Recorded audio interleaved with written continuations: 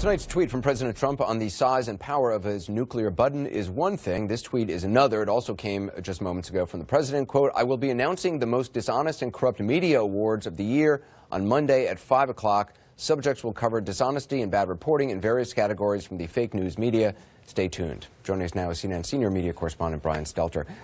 Any idea exactly what he's talking about? This is something he seemed to propose before the New Year, Anderson, the idea of a fake news trophy that should be awarded. The RNC then picked up on it, said they would take nominations. It seems the president, right out of reality TV here, wants to create a moment of drama where he'll announce the winners. Obviously, in the grand scheme of things, probably the least important tweet of the day. But this came just a few minutes after the nuclear button tweet. So what's on the president's mind? We know what's on the president's mind. 16 tweets today to start the new year, some of them deeply disturbing. Right. I mean, considering how the new year has started, I mean, what does this say about the year? Madness.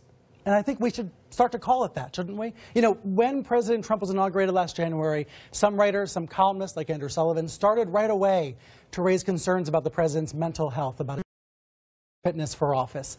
In the months that followed, we saw Republican senators like Jeff Flake bring these issues up, try to ask about his fitness for office. Bob Corker, another name that comes to mind. I think we could apply a test to his 16 tweets today. The test would be, if this were the leader of Germany or China or Brazil, what would we say? How would we cover these tweets?